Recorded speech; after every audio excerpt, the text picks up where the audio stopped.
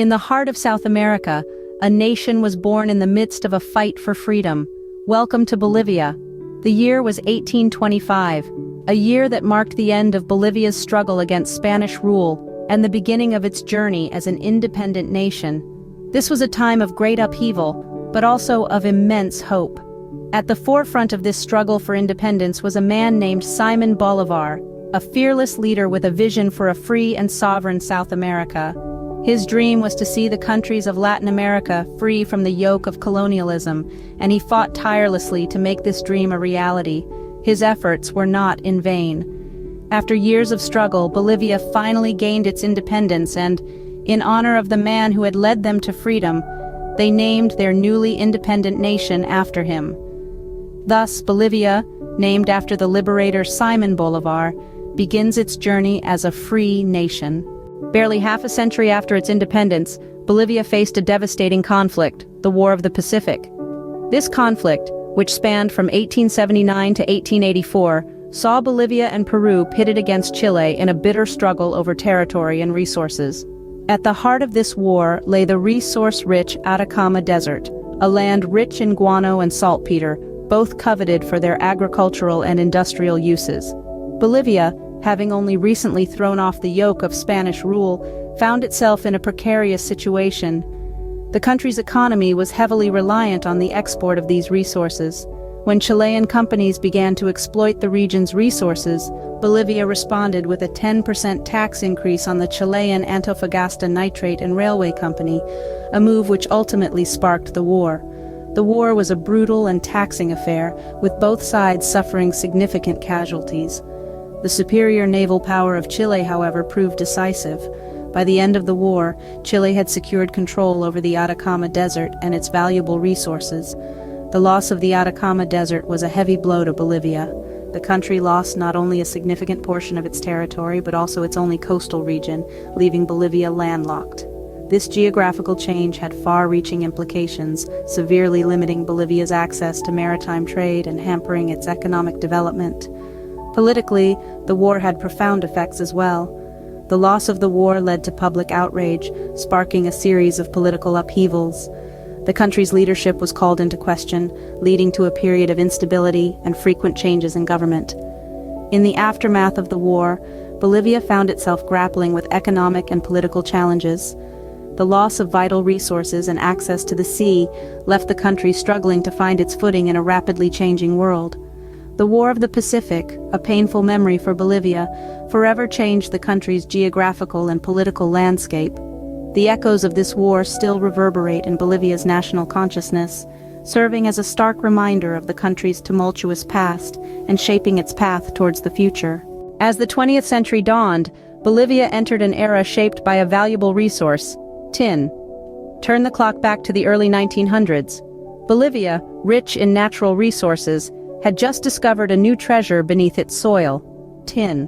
This marked the beginning of what would later be known as the Tin Barons era, a period lasting from 1900 to 1952.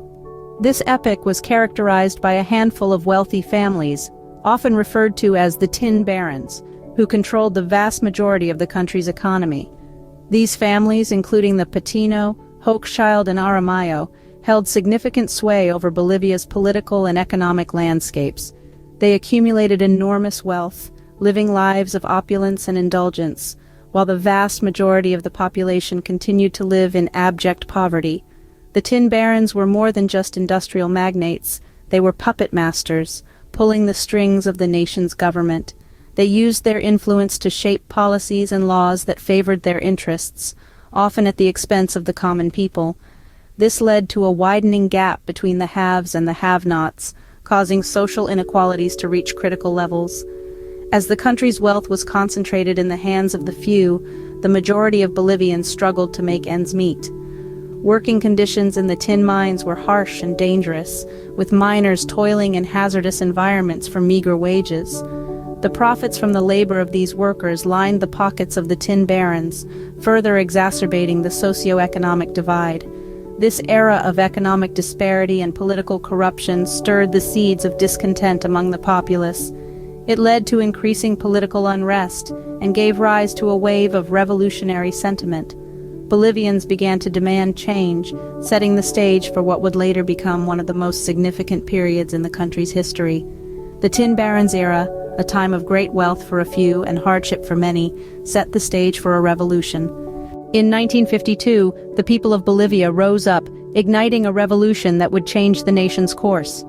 The National Revolution, as it was aptly named, was a revolt of miners, peasants, and workers who had long been subjugated and marginalized. They were tired of the status quo. They were weary of the unending toil and the relentless exploitation. They yearned for change, for a fair shake, for their voices to be heard. And so, they took a stand. The revolution was a cry for justice, an uprising for the rights of the common man. The miners, with their hard hats and pickaxes, were the backbone of the movement. They were joined by the peasants, the tillers of the land, and the workers, the unsung heroes of the nation's industries. Together they became a formidable force, challenging the powers that be. This uprising was more than just a fight for rights. It was a call for sweeping social reforms. The revolutionaries demanded an end to the crippling poverty and the crippling inequality that had long plagued their nation. They sought better working conditions, fair wages, and a more equitable distribution of wealth. They called for universal suffrage, for the right of every Bolivian to have a say in the affairs of their nation. One of the significant outcomes of the revolution was the nationalization of industries. The government took control of the tin mines, the heart of Bolivia's economy, wresting them from the hands of the wealthy tin barons. This move was seen as a step towards economic independence, a way for Bolivia to take control of its own destiny. The National Revolution was a tumultuous period, a time of upheaval and change, but it was also a time of hope, a time of possibilities. It was a time when the people of Bolivia dared to dream of a better future, a future where every Bolivian could live a life of dignity and respect. The National Revolution of 1952, a milestone in Bolivia's history, marked a turning point towards social justice and equality. Fast forward to the present, Bolivia stands as a nation rich in culture, history, and diversity. Today, Bolivia grapples with a complex political milieu, marked by a shift towards socialism in the early 21st century.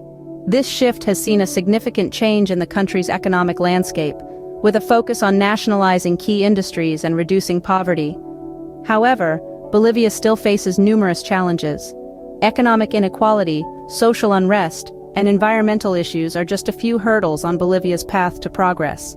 Yet, the country also boasts of notable achievements. Its commitment to multiculturalism has led to the recognition of 36 official languages, a testament to Bolivia's diverse cultural heritage. Moreover, Bolivia has made significant strides in improving literacy rates and access to healthcare. These accomplishments reflect the country's ongoing efforts to ensure the well-being of its citizens. From its founding to the present, Bolivia's journey is a testament to resilience, determination, and the enduring spirit of its people.